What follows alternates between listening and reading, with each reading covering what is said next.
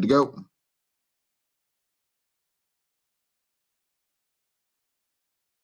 Well, good morning, everyone who's joined us today for our webinar on 5 keys to improving your cybersecurity strategy in 2022. My name is Alan McDonald, managed service provider at All Connected, or I'm the CEO at a managed service provider called All Connected, based in Southern California. We provide technology, security, and disaster recovery services to customers in the Southern California area. Again, we thank you for joining our webinar today, and our aim really is to help you effectively prepare a cybersecurity program or improve the one that you already have for 2022. I invite you throughout the presentation to post questions using the Cisco WebEx question box in the lower right-hand corner of your screen. Feel free to post them there. If we can address them in the speaker presentations, we will. Otherwise, we can address them in the Q&A session to follow. Go ahead and get into the welcome. And really in 2021, we've seen cybersecurity risk continue to increase. This slide really illustrated to me the ongoing explosion of data applications and devices. I particularly enjoyed the Cisco stat saying that it's predicted that by 2025, there will be 75 billion IT devices connected to the internet. And with a business or consumer experiencing a ransomware attack every 5 seconds, it just really illustrates the need for every business to have a cybersecurity program in place to protect their business. Today's agenda, we're going to be talking about a number of things related to policy, standards, and technical controls. Joe Yetto, the CEO of Cyberstone, will be specifically talking to us about the benefits of policy.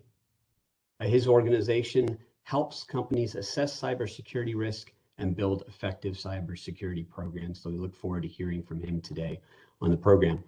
Dominic Azam is a senior engineer at All Connected, focused on cybersecurity and security of the network stack. And so we look forward to Dominic speaking to us on standards. Molly McGuire supports Cisco partners like All Connected, focused on cybersecurity. So we look forward to her presentation on securing the edge. And of course, then we have a Q&A and some prizes to award to those who have attended today. We'll have a raffle for 3 giveaways. So stay tuned, and we look forward to the program today. The 5 keys that we talked about and some of the invitations that we had that went out for this webinar are really to help you grab some takeaways that can help you improve your cybersecurity strategy in 2022. How to assess or reassess your cybersecurity risk. We're going to cover that. How can you review and improve written cybersecurity policies that you have in place today? How can you enforce cybersecurity standards to support the policies that are in place? How does layered security help you better protect the edge of your network? And the importance of regularly reviewing your cybersecurity objectives. So, are we secure? Are we doing everything we should to prevent a security breach? I get asked this question a lot, and so do other engineers and resources here on the All Connected team. But somebody is starting to take this question a lot more seriously, and that is your cybersecurity insurance provider. They're starting to look at risks before underwriting cybersecurity policies. And basically, these 3 buckets or these 3 areas: does your organization have or depend on sensitive information that could present a risk? Do you have systems and processes that make you systems dependent? Would downtime or business interruption be an additional risk for them? And this last area, cybercrime, unauthorized access and attacks, is something that cybersecurity companies are looking at. And cybersecurity insurance providers are going through a number of processes to determine what their risk looks like. We've started seeing, if you haven't seen them already, we started to see these questions that have popped up. It used to be, well, what's coming? Now it's like, what's here? Well, these are just some examples of underwriting questions that come from cybersecurity insurance providers like Beasley, Lloyd's of London, and many others to determine if you have additional cybersecurity risk in your organization. They ask about the type of records that you store inside of your organization. They ask about details about the IT department and who specifically is responsible for security at each application, at each organization. They ask about the information and network security controls.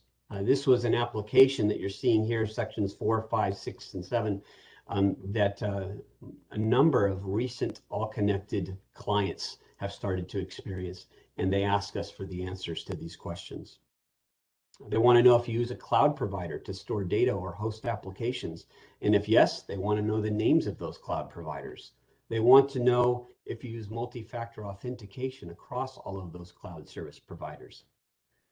The questions get more detailed as you get through the application. Ransomware controls. Cybersecurity providers want to know details now about what ransomware controls exist. And the questions, the answers that you provide to the questions that are asked are starting to affect not only the rates of the cybersecurity insurance programs, but also whether or not you might even be accepted. And if it's determined post-breach that an organization was grossly negligent in any of these areas, it could even affect cybersecurity insurance providers' responsibility to pay. So these questions are really best accomplished, answering these questions are best accomplished when utilizing a comprehensive, trusted, and vetted framework. And that's what we're going to be talking about somewhat today.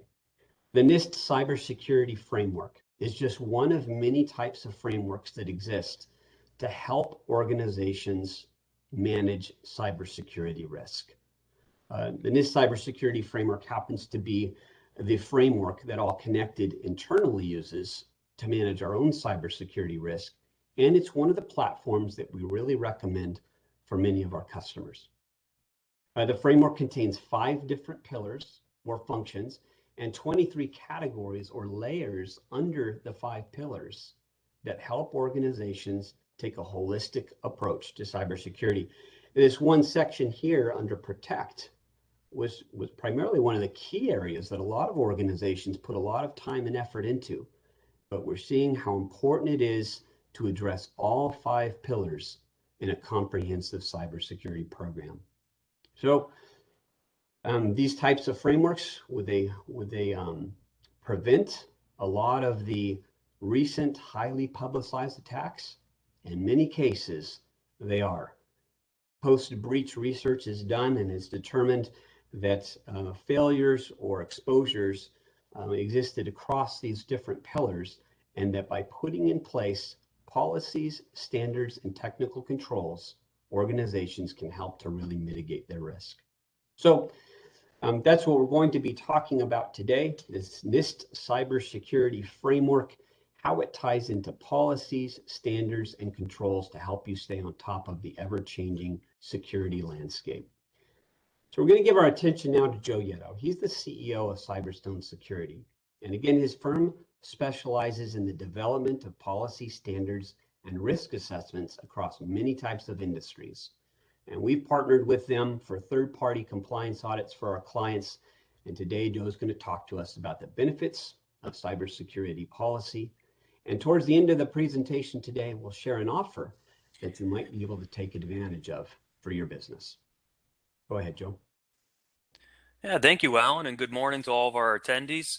Alan, you're getting me excited talking about NIST cybersecurity framework. I can barely contain myself, but today, let's see if I have control here. There we go. Okay, so today I want to start the conversation that I have by just understanding. I think it's very interesting to look at different trends and patterns in the cybersecurity threat landscape. And as I was reading through the 2021 Verizon Data Breach Investigations report, I found this alarming statistic that I found to be really interesting. 85% of all cybersecurity breaches, reported cybersecurity breaches, involved what they called as a human element. Okay, and why is that important to take a step back and appreciate? What it really is telling us is that our employees, our staff, our vendors, people in general, human beings in general, they need some guidance around this topic of cybersecurity. as leaders of the organization, we have an obligation really to teach them how to be good cybersecurity stewards. Because, I think it's common for people to understand that there's risk associated with an employee who perhaps clicks on the link in a phishing email. But this concept goes beyond that, right? I mean, we're talking about well-intentioned human beings that are just making mistakes. When the corporate email is down, do they decide to use their personal email to conduct business instead, right? Are they downloading software that's not approved in the corporate network that introduces risk, right? Even IT professionals, as they're implementing some of these controls, when they go and deploy a firewall, did they forget to turn on geo-blocking? So human beings are prone to make errors, they're prone to make mistakes, but we have a responsibility to offer them guidance, especially around a topic that is so new to so many people, which is cybersecurity. So when we think about the benefit of policy and we take a step back from information security just for a second, I've got a couple of pictures on the screen. One is a picture, it's an image of flip-flops. And I always ask people, I said, if you, and you can ask yourself this now, if you were to poll your coworkers and your employees, and you were to ask them a question and say, do you think it's appropriate? Is it okay to wear flip-flops to the workplace? Right? Most of them would be able to tell you within seconds, yes or no, that's appropriate. And the reason why is because they've read a dress code policy, right? The rules have been established, the guidelines are present. Same idea with, is it okay for me to expense a lobster and steak dinner when I'm traveling for business? Most of your employees and coworkers would within seconds say yes or no, that's going to be okay, or it isn't going to be okay, because they can reference an expense policy. Okay. But now if you start to ask those same people questions about cybersecurity and the behaviors and actions that they take, what if I said, if the CEO emails you, if you get an email from the CEO and they request you to wire $10,000 to a person to settle in urgent manner, is it okay to do that? Right?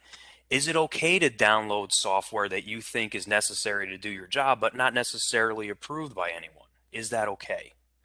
Is it okay now that we're working from home? Is it okay to go to the local coffee shop and join the public wireless network and conduct business from the coffee shop? And I think that what you'll find is a lot of employees do not know. There'll be a great degree of variety in the answers as to whether or not these things are appropriate or if they're not appropriate. And that paints a picture of, you know what, as leaders, we're not doing a good job establishing rules and guidelines, because our employees can be our greatest line of defense, right? We do not want well-intentioned people to make it easier for bad actors to succeed. And so that's the benefit of creating good information security policies. So if you do not have a library of information security policies created today, that's okay. We're going to talk a little, we're going to give you some tips on how to get that done. And even if you do have a library of information security policies, you can think about some of these tips and reflect on your policies and say, is there an opportunity to improve them? Okay. So here are some of the tips that I can offer the attendees today. First and foremost, and this goes for basically any policy, but specifically for information security policies, let's make sure that they're easy to understand. Okay. Information security and information technology in general, it's an area that is just littered with technical jargon. It can be very hard for someone with not a huge degree of technical acumen to kind of read through policy and understand how they're supposed to act. So let's make sure that the policy is incredibly easy to understand. Not too much technical jargon. Brevity is a good thing. Make sure that our policy statements are clear and concise. Okay. Second thing, and this is a critical mistake that I see in a lot of organizations, if you're going to take the time to draft and develop the policy, make sure that the policy is published to the folks that should be reading it and understanding it, right? And so a couple of ideas. Obviously, if there's an opportunity for new employees during an onboarding process or new employee orientation, ask them to read your information security policies and make sure that they understand the content. Make sure that they feel like they're crystal clear on what it means to be a good cybersecurity steward. Okay. Um, Beyond the new employee orientation, though, we should be reinforcing our policies at least annually. So ask your employees to refresh, right, and reread the policies at least once a year. That's good practice. Worst thing that we can do is write the policies and then not allow anyone to read them. Right? And so that, then it's like, what's the purpose? Okay. Third tip I can offer is policy needs to be enforced. And I always use the analogy of speed limits.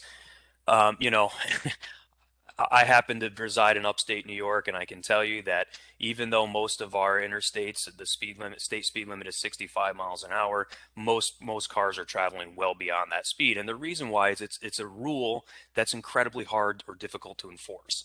And so if we think about the rules and the guidelines that we're establishing with policy, it's going to be important for our leadership team, for our managers and our supervisors to understand that they should be holding people accountable to these policy statements. Make sure that the rules are enforced and that if we see somebody making a mistake, we take corrective action. Otherwise, you never really recognize the true impact of having the policy in the first place. And then the last tip I can offer, understand how dynamic the world is in general, but understand that the world of technology is even more dynamic. It's incredibly fast paced. Our threats and risks are changing almost by the minute every single day. And so it's important to keep our policy current, right? The rules and the guidelines that worked last year may have to be modified in order to have the similar effectiveness this year. So the recommendation here is to review your information security policies at least once annually. Go through the policy documents, make sure that the content is still relative, make sure that it's easy to understand, make sure that it's been published, and make sure that it's being enforced by leadership, okay?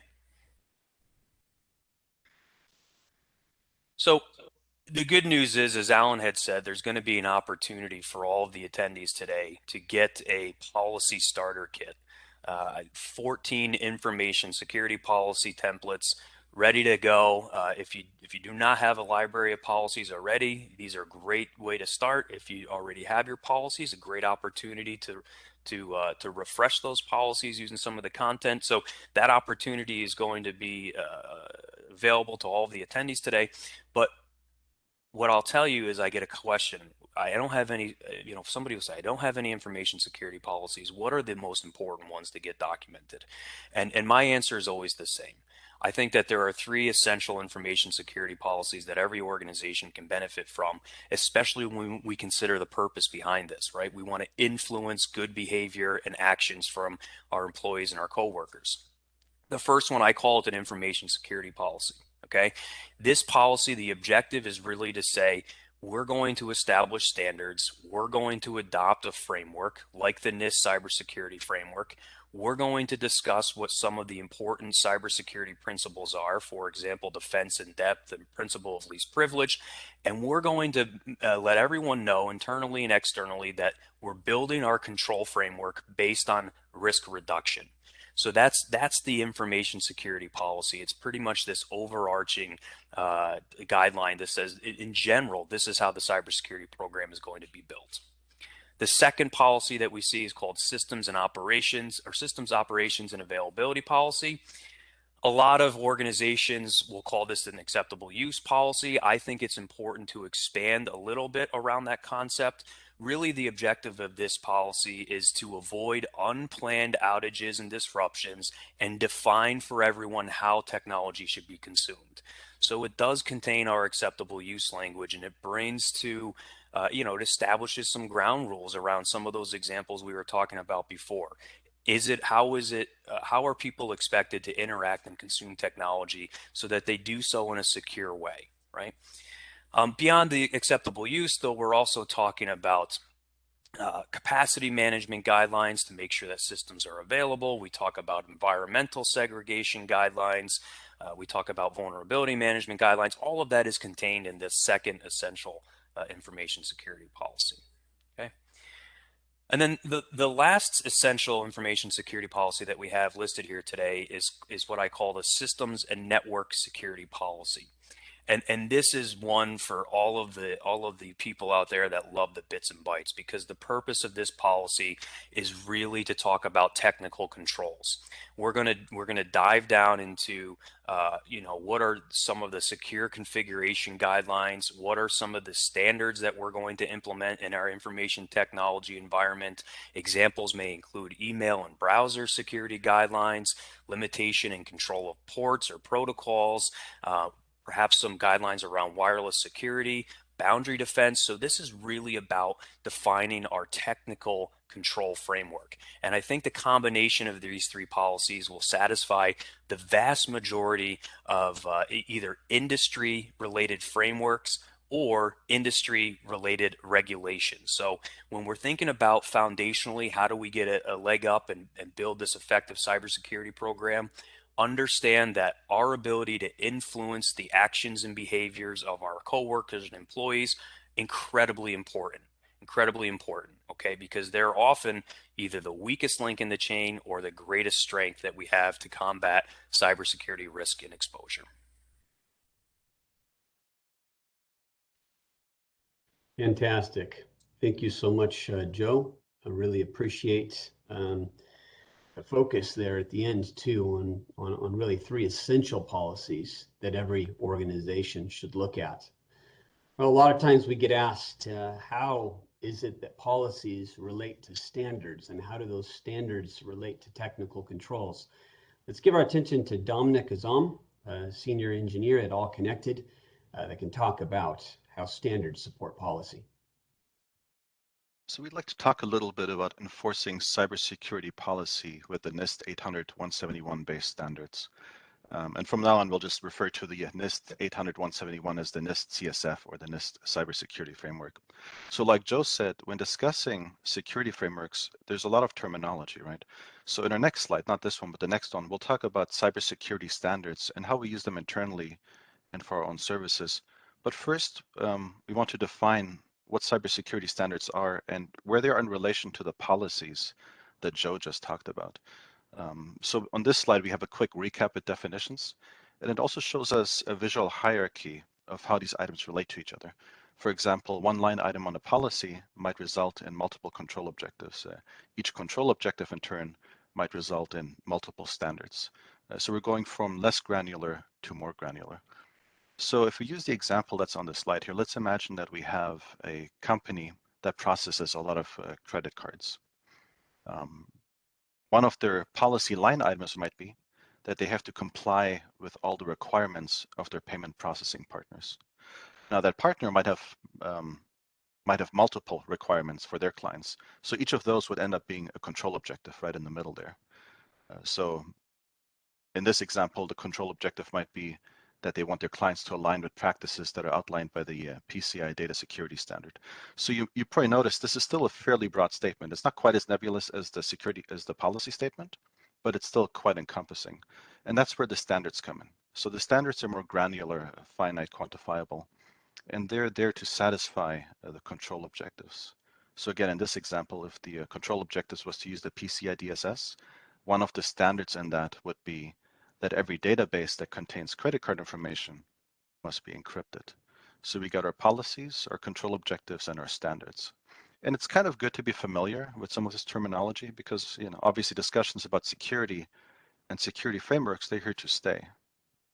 Now, some companies might have standards defined without necessarily having a policy or a control objective. And that's good in the sense that it's better than not having any standards, right? But there's a lot of value in adopting standards from existing security frameworks rather than trying to reinvent the wheel. So in the case of the NIST CSF, the Department of Commerce and a lot of other organizations, they spend a lot of time, money, and brain power to develop these standards and keep them updated. Now, in the case of All Connected, our IT services are built to include NIST CSF-based standards that Alan talked about earlier. We did this because we noticed our client base, they include manufacturing, finance, utilities, municipalities, and water districts, et cetera. And we're finding that a lot of them are being asked, and in some cases forced, to comply with the cybersecurity framework. So it made sense for us to try to adopt this framework for ourselves and also to use it as a guide when designing our services. So In fact, the NIST CSF, it's represented both in our executive policy as well as our primary control objective. Of course, as an MSP, we don't necessarily have the ability to enforce all the NIST CSF standards, but we want to make sure that our services help our clients better comply with this framework, which puts them in a improved security posture.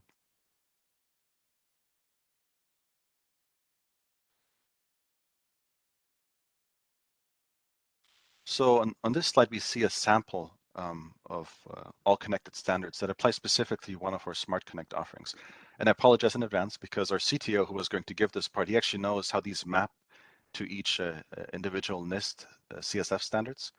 But basically this sort of blueprint, this is the sort of blueprint that you would follow when creating standards for your own organization based on an existing security framework like NIST CSF. You pick a policy, a control objective, and the standards, and then you transpose those standards to your environment. And what do I mean when I say transpose a standard to your environment? Well, as you might imagine, most standards from frameworks like the NIST CSF, they're vendor agnostic, right? However, you could take some of those standards and make them more specific to your environment. You'll find some examples on here. For example, you'll see that we have specific toggles calling out, or rather we're calling out specific Meraki IPS toggles. That's very vendor specific, right? There's another standard on here that calls out whether users are doing their fish line training in the allotted time. Again, that's very specific to the service. There is a standard about domain admins being limited to necessary accounts only, which is, good practice, but it also calls out specific roles at all connected that would fall into this category. So needless to say, those details weren't in the original NIST standard, but transposing the standard to this particular service, or in your case, your particular organization, it helps going through these standards a lot easier, faster, efficient, less prone to human error too. Remember, the goal with these standards is not to go through them once a year or only when major changes happen, but on a regular basis. So in the case of our Smart Connect clients, our goal is to meet with them at least once every quarter to evaluate their posture against the standards for that service. So if you do write your own standards, you'll want to make sure that you have a cadence with which you evaluate your organization against them. And of course, like Joe was saying too, the standards themselves also need to be evaluated with a certain frequency, right, to make sure that they're still up to date and relevant. So we talked about policies, control objectives, and mainly standards, but we also want to just touch on technical controls for a minute or two. Now, in the NIST CSF nomenclature, the definition of a technical control is a safeguard or a countermeasure for an information system. You might recall in one of the earlier slides that Alan had up, we had the 5 pillars of the NIST framework. Those pillars were identify, protect, detect, respond, and recover. And we'd like to go through just one quick example of a technical control for each of these pillars. In reality, you would probably have 2, 3, or 6 technical controls for each of these pillars, but we just want to give some quick examples. And the first one with identify is obvious, right? We want an inventory. We want to know what's on our network and what its security posture is. The next pillar is protect. And here a technical control would be along the lines of least privilege or zero trust model, which is good practice in general, right? The goal here being to protect assets from compromise due to privilege abuse. The third pillar is detect. So here we're looking for anomalies and events. So one technical control would be an intrusion detection system to allow us to identify an attack early on phase, right? The fourth pillar is respond. And this is basically having a plan. So if you have a security team in place or any response team that already planned for something to happen, it's better to be prepared, right? And the last pillar is recover. And this pillar is kind of like if all else fails. So here, a technical control would be to make sure that you have your backups, that you've been testing your backups, that you have that you're testing your mechanisms in case there is a catastrophic loss of data. Now, as we mentioned, usually there's more than one control for each of these pillars, but the technical controls in general, they help with supporting the cybersecurity standards that we talked about in the last slide.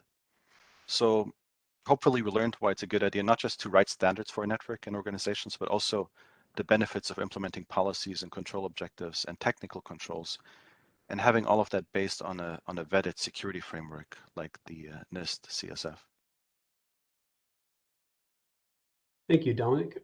Appreciate that presentation on the importance of standards and how standards support policies. Well, to enforce standards, technical controls are also very important. And we're going to give our attention now to Molly McGuire. She's with Cisco. And Molly's going to talk about how we secure our edge. We're going to be talking about a number of the security products and solutions offered by Cisco. And when those different security solutions are put into place, those layers can really help improve much of the security inside of any corporate organization. So let's give our attention to Molly McGuire.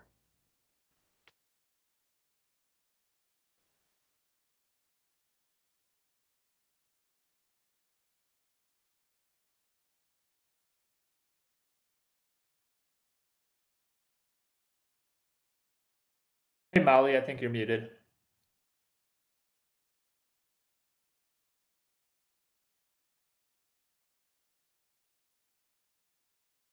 There we go.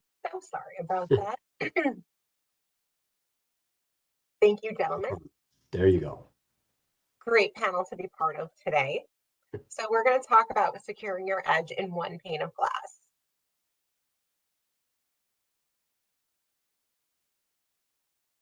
Cybercrime has changed drastically over time and accelerated quickly during COVID. The image of the hacker most people still has as a kid in their mom's basement. These are well-organized and well-funded attacks now. If you are thinking you're too small to be hit, think again.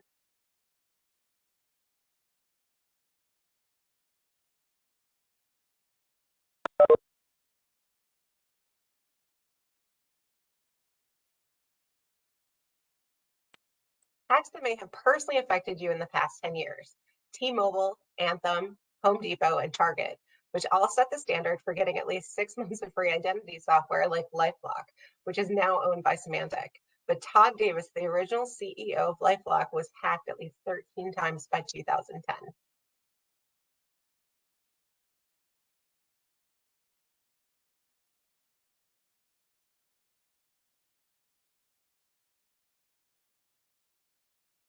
SASE is how Cisco and the industry defines your edge. So how do you stop hackers in their tracks? It's not one product. It's a solution of products built to help each other and funnel up to AI and security resources actively looking for these holes in firmware, whether it's Zero Trust Network, SD-WAN, firewalls, CASB. We're all working together to keep you safe.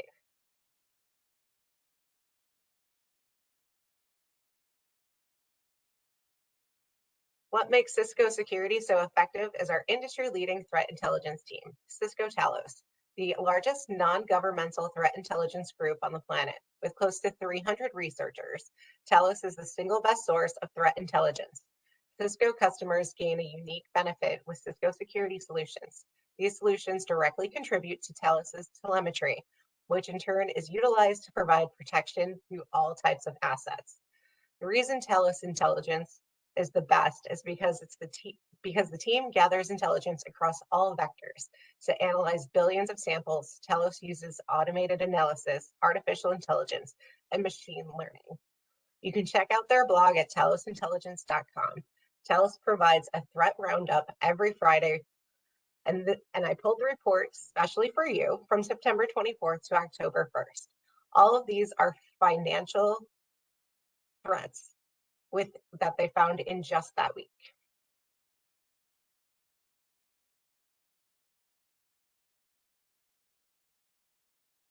So let's dive into which product caught this and what it looked like in our portal. We're going to take TrickBot as the one we're going to break down for you today.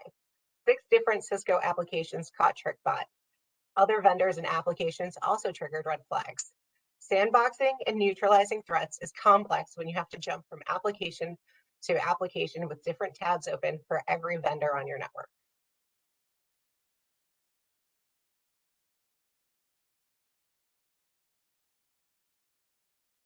This is what it looked like.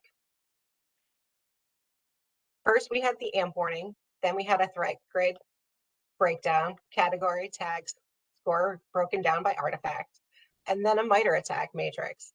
The MITRE attack matrix is a globally accessible knowledge base of advisory tactics of how threats move through your network.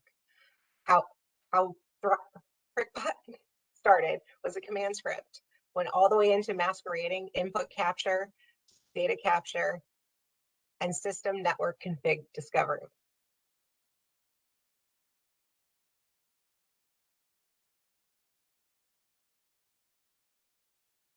All 6 of our applications, plus many more integrations you probably already use, are all integrated into SecureX.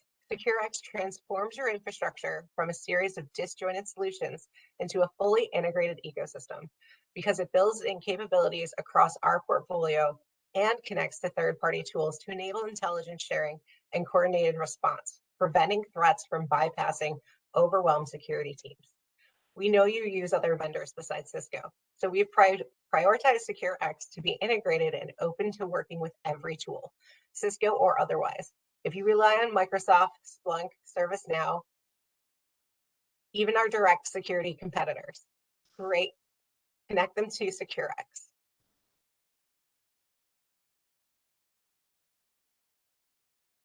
SecureX sits between your firewall and the internet, scanning all incoming and outgoing traffic, greatly reducing not only threats coming in, but also possible replications.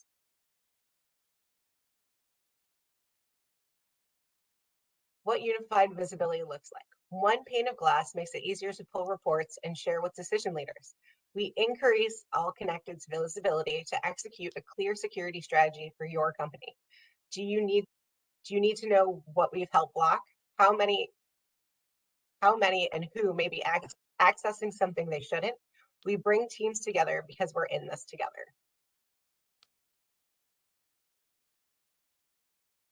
How many vendors are you using for security?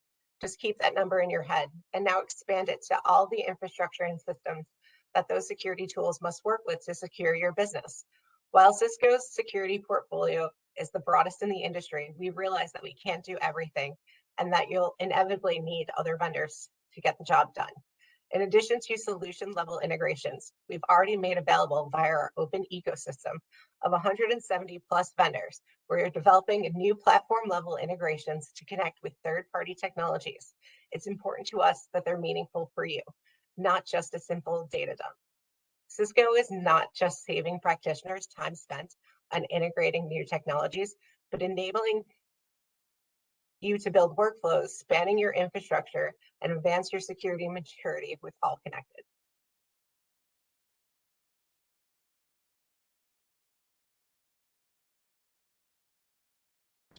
All right, well, thank you, Molly. Just as Molly went through some of the different components of Cisco, at All Connected, we leverage at least 7 different ones in the Cisco stack to help secure and protect organizations. And like you see with the list here, a number of these other solutions and security products, All Connected also supports and aids. But one of the key things that I really appreciate from Cisco's lineup is the SecureX Console that was brought out. It helps us. I won't say that anything's a single pane of glass, but what it really does with All Connected security analysts and All Connected engineers is helps us to get a centralized view of the various security threats inside of an organization and quickly be able to mitigate those kinds of threats. As you see here, with 170 different partners that are supported in this ecosystem, security is a increasingly complex threat to manage. And it's important for us to have partners like Cisco to assist us, not just on the back end, but with the technical controls that help us support the standards and, of course, the policies that our customers need to see implemented. So we'll move to any questions that we now have in the presentation. This kind of rounds out what we really wanted to share with our audience today. If there are any questions, I'll look for those now. And if there aren't any, then we can go ahead and get to some of the prizes that we're going to award today. But let me just take a look as I pull up, again, the Q&A window here. A second.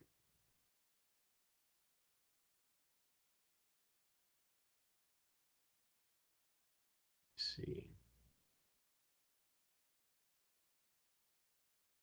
I'm not sure if I do see any questions that the audience has now.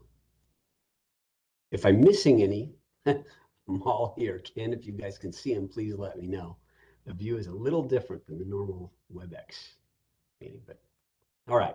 If they do come up along the way, we can go ahead and feel it. Well, we'll move to the next piece. We again appreciate everybody attending today.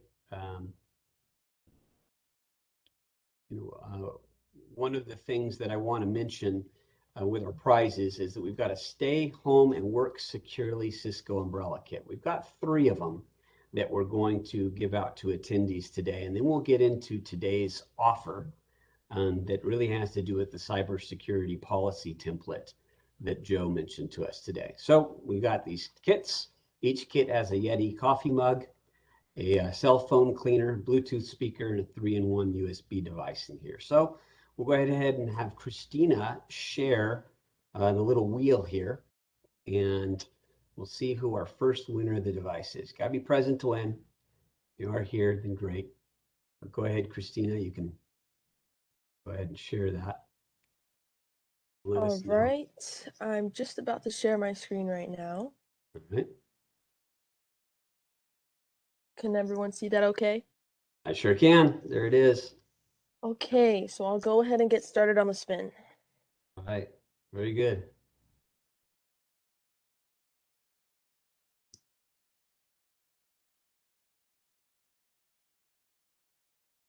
All right. So congratulations to John. John is our first winner of the Cisco at-home remote kit. So very good. Again, congratulations, John. And the company name there is? John is with, pull that up.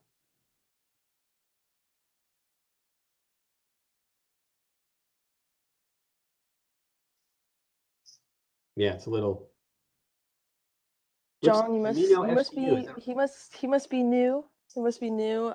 We did get a couple of new attendees while we were going live. Okay. But John, if you could, I'll drop my email. If you could send me your information so that way I can get you this kit, that would be very helpful. Great. Okay, on to the next. All right. Yeah, our next winner today, Dan Kelso. Right. Congratulations, Dan. I know Dan with Evoke. Enjoy the work from home kit, Dan. Very good. All right. Perfect. Yep. Okay, last one.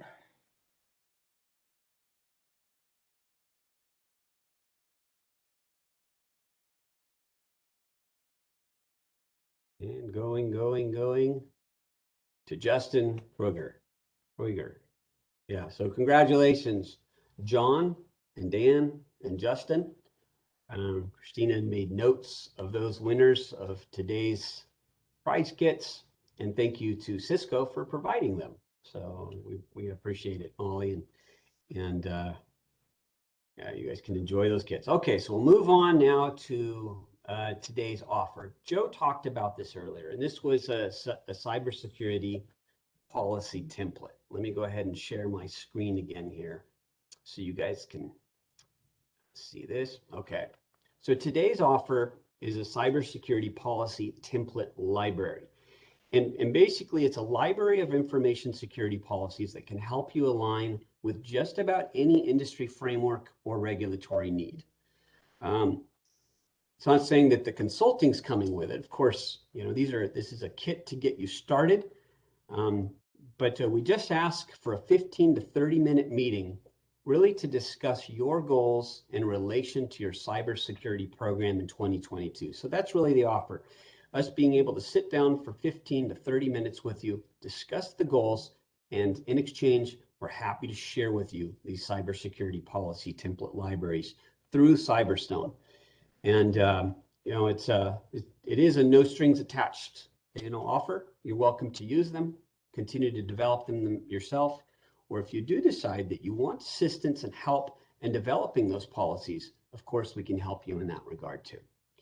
I want to let you know too that I want you to stay tuned for our next webinar. That's going to be in February of 2022. Today we did focus a lot on the protect pillars when we talked about layered security solutions from Cisco. We did talk somewhat about detection and response with some of the Cisco security products like AMP, like SecureX, AnyConnect being a protective technology, firewalling being a protective technology, but we didn't spend a whole lot of time talking about the fifth pillar, recovery. That's going to be the focus of our webinar in February, defining and validating your organization's recovery strategy. So we invite you to attend that webinar in February of 2022. And again, thank you all for joining us today, and hope that you put the right foundation in place to improve your cybersecurity strategy in 2022.